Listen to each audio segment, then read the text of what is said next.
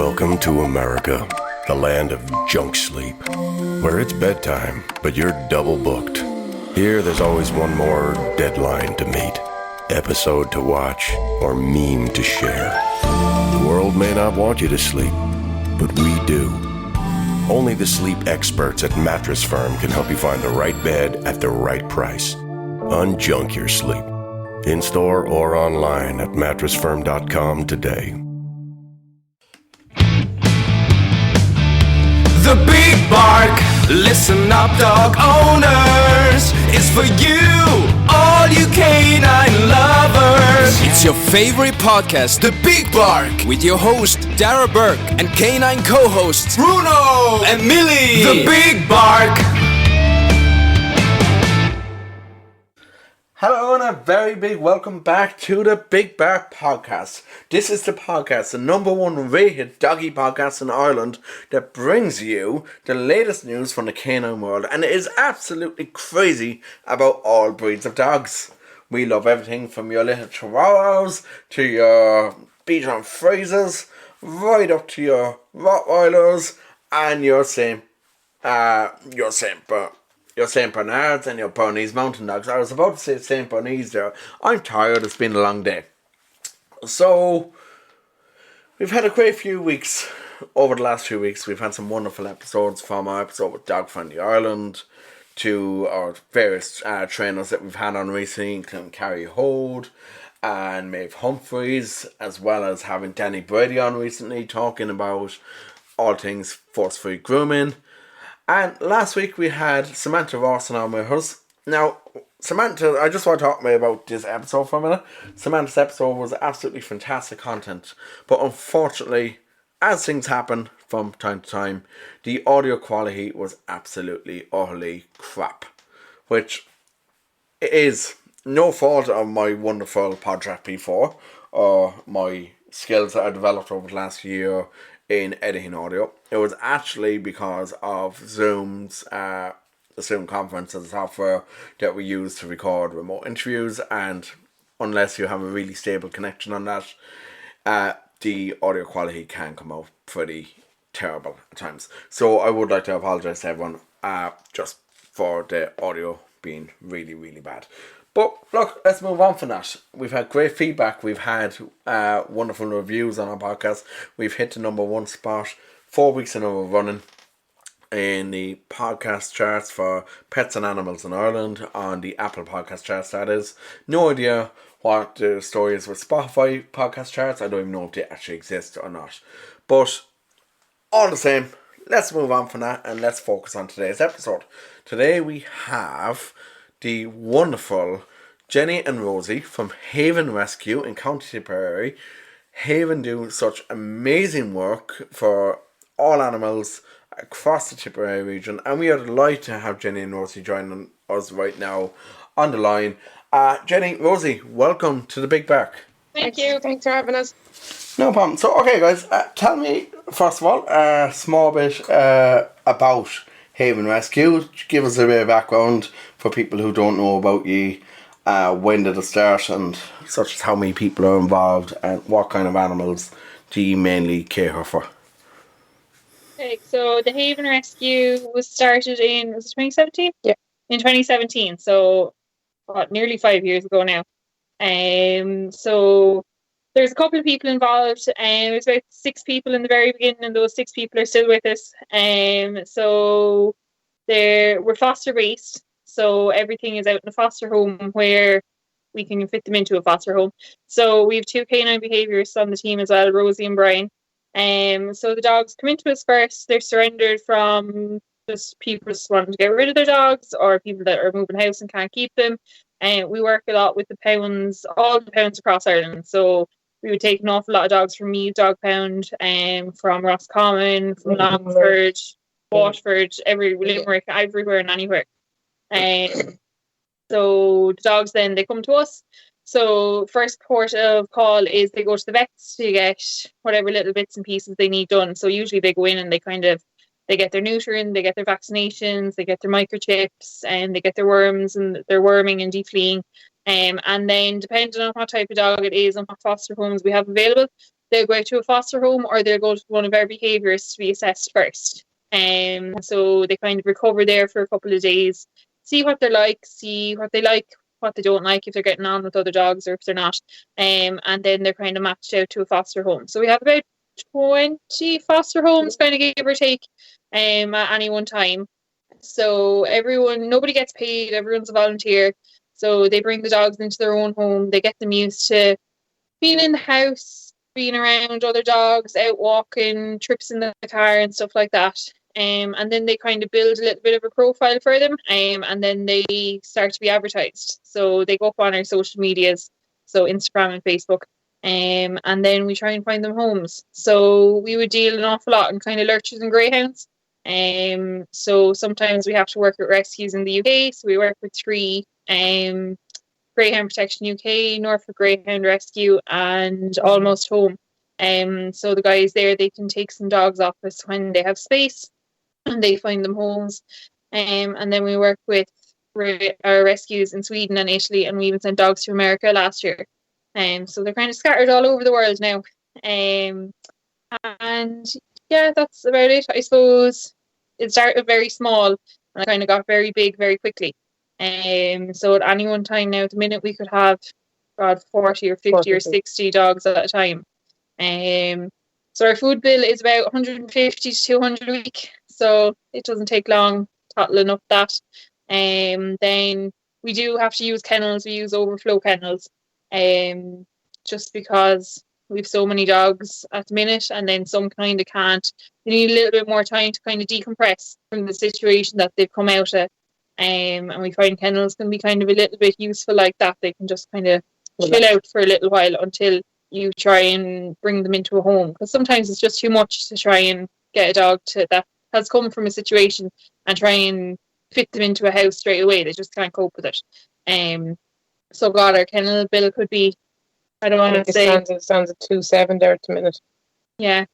So it'll be about 300-400 a week, which is a lot of money. So yeah, that's kind of about it. We take everything and anything. So I think the smallest little dog we've had is a 1.7 kilo Chihuahua, and then the biggest dog we've had is a 50 and 60 kilo Greyhound. So we do the very tiny to the very large. So yeah, that's kind of it in a nutshell. That's very good. And I suppose, every rescue over the last 15 months, I imagine you've been really hit by COVID. Yeah, I suppose COVID hit us. It hit back whenever it hit, back last March. So we had an awful lot of dogs that had been booked to go to Italy and had been booked to go to Sweden. And obviously then, because everything shut down, those dogs couldn't travel. So we ended up having to use kennels. Then all those dogs went out to kennels. And at one point, I think we had nearly 40 dogs in kennels, as well as dogs in foster homes, because they were all booked and their families were waiting for them. And obviously they couldn't travel. And then we kind of got a little bit of a relief, and those dogs were able to travel. And then I suppose it came the surge of people just, give me a dog, any dog. I don't care if it's a St. Bernard and I live in the highest apartment in Dublin, or if I live in the middle of nowhere and I want the tiniest Chihuahua. And people just went absolutely crazy, just anything. We've put up pictures of probably Bridget and her puppies there the last couple of weeks, and we were just getting message after message saying, I want one, just book me one, just give me a puppy, any puppy. I suppose people haven't some people did put in the research, but then some people didn't. They just went out and grabbed anything that they could. So we're kind of bracing ourselves for the impact of all those dogs starting to come into us. And we've already seen it. We've seen Benji was a collie that was in Carlow Kilkenny Pound. He came to us at 9 months old. His family just didn't want him anymore. 9 months, had gotten him at the start of the pandemic. Never did anything with him. Just had him in the house, had him in the back garden. Never socialised him with other dogs. And he was hard work when he came. No one else would take him from the pound. He was hard work to get going around with other dogs. He would bark and in your face, and he was a really mad, active, high energy dog that just had literally nothing done with him whatsoever. But he travelled to Sweden there a couple of weeks. Well, last week or the week before, he flew out of Dublin Airport, so he's getting on great in Sweden. He has an amazing life ahead of him. But he is one dog that, and not going to be the last dog, is the victim of the pandemic, of people just not thinking. Like, collies require a huge amount of exercise, and some people just don't give them. We had Mila as well, who was a collie springer. Again, another 9 months out the door. Once her cuteness had left her, she was gone. Ozzy is another one, a bull lurcher. We've had him for just over nearly a year now. He's been in kennels. He's mad active, and he had literally no training when he came. He was a puppy, a really, really cute puppy. All puppies are really cute, but was left to get away with blue murder. So he has no problem jumping on your head and trying to be carried around on the top of your head, because that's the way he was treated as a puppy. And now it's the rescues that are having to pick up pieces of it because the novelty wore off, and it was very easy for a family to get rid of him. But we're the ones left trying to clean up after it. And it's only the start of it as well. Yeah, definitely agree. And it's something like that I suppose I've seen a lot myself, talking with Tim Kirby from Pet Bond over recent months, and I think even with Pete Wedderburn as well, been talking a lot to them about this. And it is something that we've seen throughout COVID. Like, people didn't think of the pandemic will eventually end. And all they thought of was, I want a puppy to keep me occupied now. They never thought of when they're going to go back to like a working environment and what's going to happen to that puppy then. Yeah, and we found out when we were getting contacted, like we were getting between 30 and 40 messages a day for people applying for dogs. And our first question was always going to happen, what's your plan post-COVID? And most people were like, well, I'm going back to work. And when we put the question to them, what are you going to do with the dog? Most people didn't know. They just hadn't thought about it. They hadn't thought about, it's like, oh, well, I'm going to be here for the next year or 6 months or till after Christmas. But what happens after Christmas? Do you know, that kind of way? Now, and some people got very irate with us when we came back and we said to them, no, like, you have to have a plan in action. Like, do you know, there's loads of facilities now, dog parks, and there's dog sitters, and there's doggy daycare and all this, or there's the grandparents, or there's the neighbour down the road. You know, people would need to have a plan in action and ready to go for when you go back to work. What are you going to do when life kicks back in and normality starts again? Yeah, and to be honest, like, I suppose that's something that, like I said, a lot of people haven't thought at what's going to happen, like, post-COVID.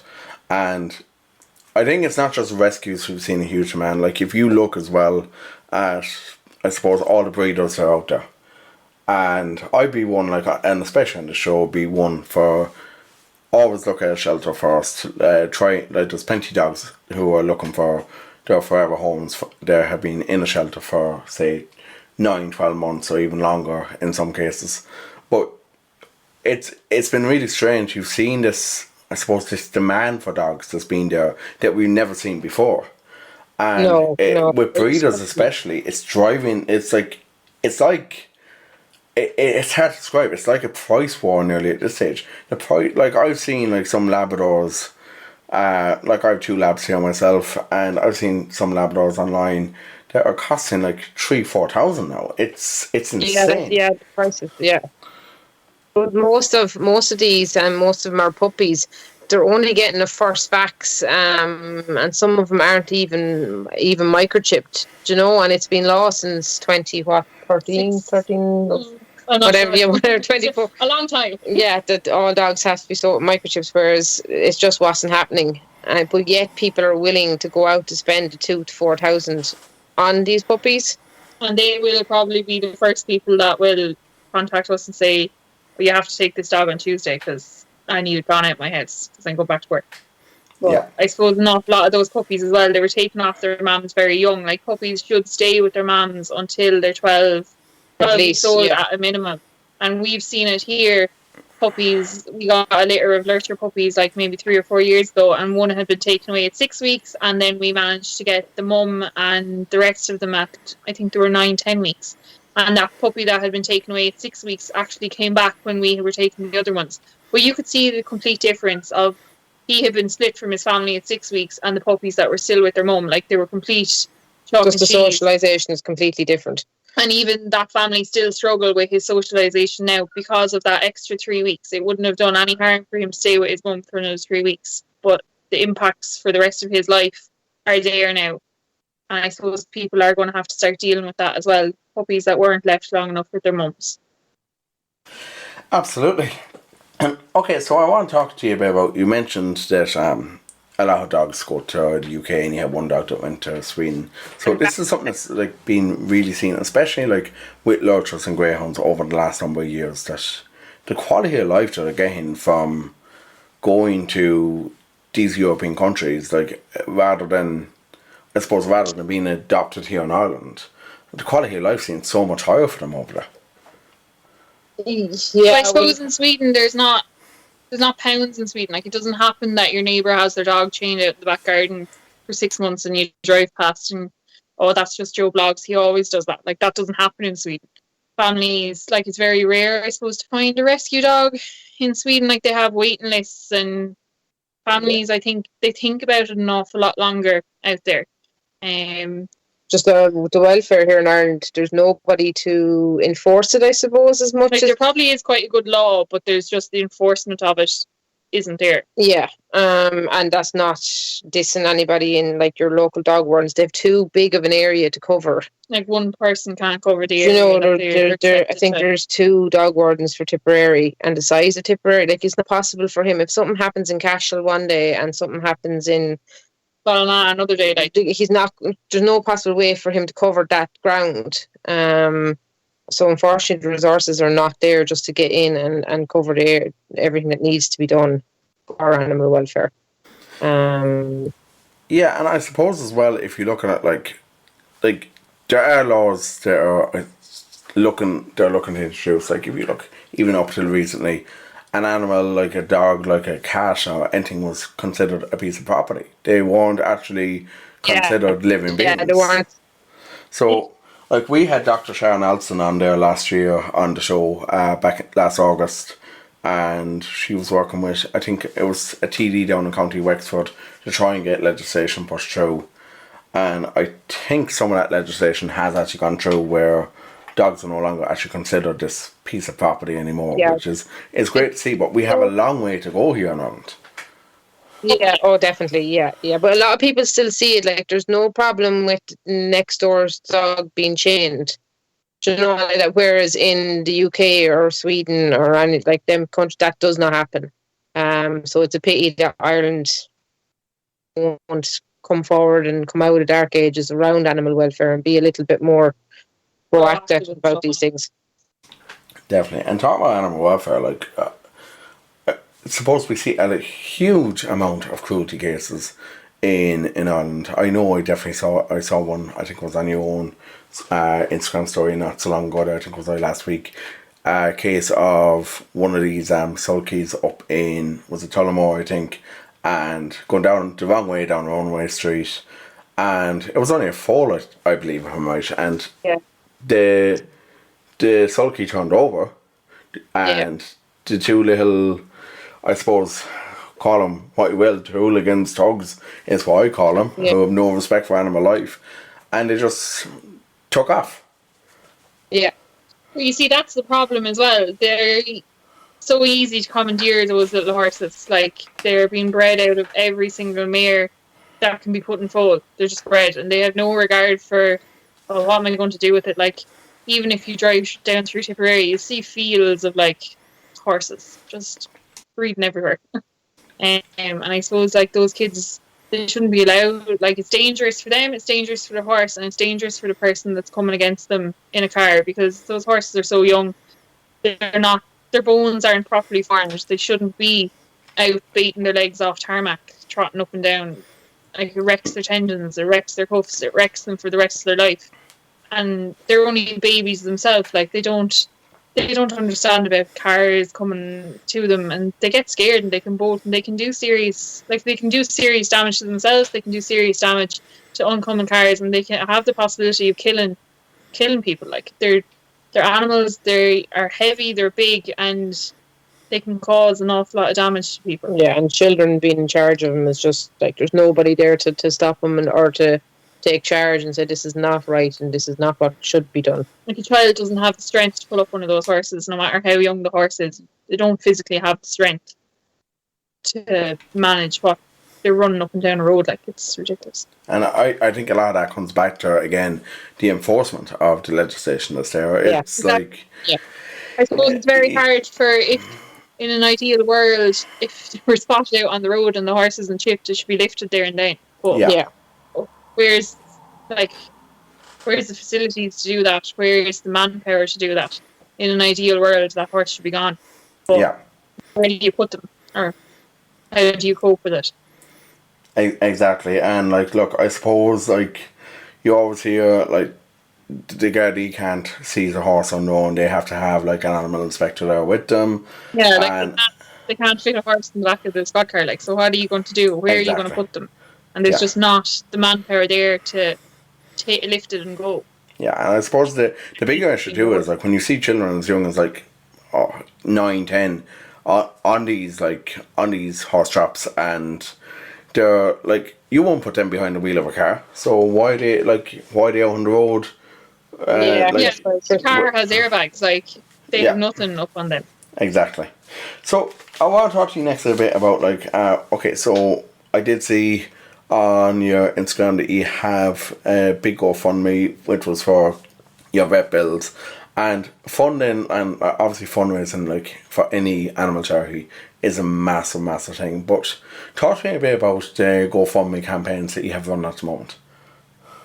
So we have one big one that was set up kind of at the beginning of the pandemic last year. We had vet bills of about 25,000 that were just sitting there that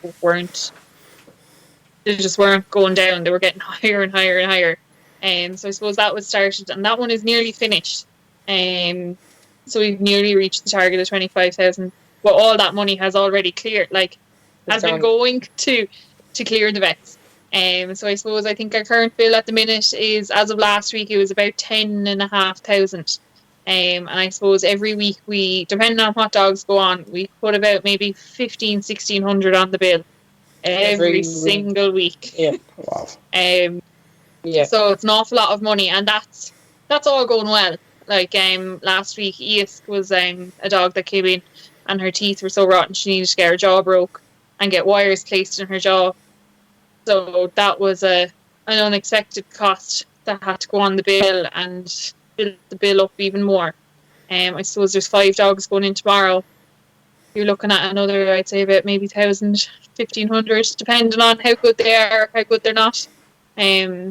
So yeah, I suppose it is a bit of a worry, and it's a bit of a stress, I suppose, when you can't go do your pub quizzes and your raffle nights and your table quizzes and stuff like that. Like, there's that we would have been doing before. Like, we would have been. You can't do a book collection. We used to always do a book collection inside Rossgate. You can't do that. So that's 2 years book collections or down. A church gate collection or something. Like, all our previous fundraising, there has been no way of doing it. So there's a couple of fundraisers. I suppose a couple of people kind of started doing GoFundMes and stuff.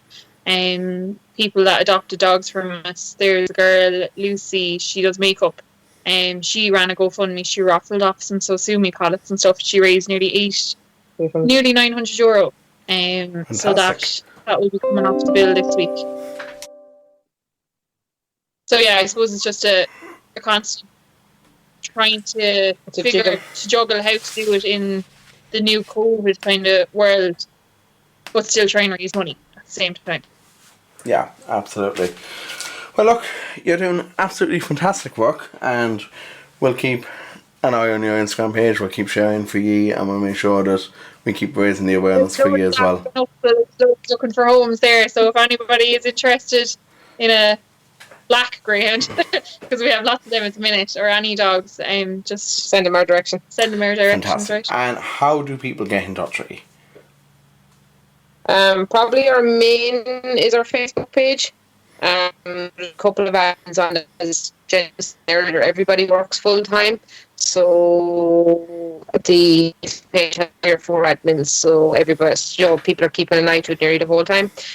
So we would ask people to give a shout to the Facebook page or the Instagram page. Also, there's a number up on it. Obviously, we work full time, so if we can't answer the phone, we nearly always come back to you on a Facebook message or something like that. But yeah, give the page a like and give it a share. Fantastic. Jenny and Rosie from Haven Rescue in County Tipperary. Thank you both so much for joining me on the Big Bark. It's been an absolute pleasure to talk to you both this evening. Thank you very much. Thank you. And that's all the time that we have today. So thanks to everyone for listening to this, and thanks to Jenny and Rosie for joining us again. Wonderful to have an absolutely incredible rescue like Haven on the show. And if there's any other, I suppose, rescues or any other pet related businesses or professionals out there who want to get involved with the show, be sure to email us on studio@bigbark.ie. If you are looking to get more involved with the show itself, and maybe come on, like if you have a passion for dogs and come on as a guest co-host, or if you'd like to get involved in the show, like more in the long run as well, anyone who wants to get involved in any way, email us studio@bigbark.ie. We are always open to talking to anybody who loves doggies, and like, look, we're all crazy about our dogs here. And well, yeah, that's basically all there is to today's show. So be sure to follow us on Facebook and Instagram and on Twitter. You'll find us at the Big Bark Podcast on all of those. You'll find us on TikTok at the Big Bark Podcast, or find all our previous episodes on Spotify, on iTunes, or wherever you get your podcast, and you'll find them all under the Big Bark Dog Podcast there, because we had to be a little bit more specific to get us to rise a bit more on the ranks. Great old optimization there, you know. I know some of you listening have no idea what that even means, but I'm going to stop rambling on now, because I tend to do a lot of this and I don't want to do too much of it today. But all I can say is, have an absolutely fantastic week, and give your doggy, as always, lots of cuddles. We'll be back next week with a brand new episode. No idea who the guest is yet, but we'll figure that out as we go. Take care, everybody, and have a great week. The Big Bark, listen up dog owners, is for you, all you canine lovers. It's your favorite podcast, The Big Bark, with your host Darragh and canine co-hosts Bruno and Milly. The Big Bark,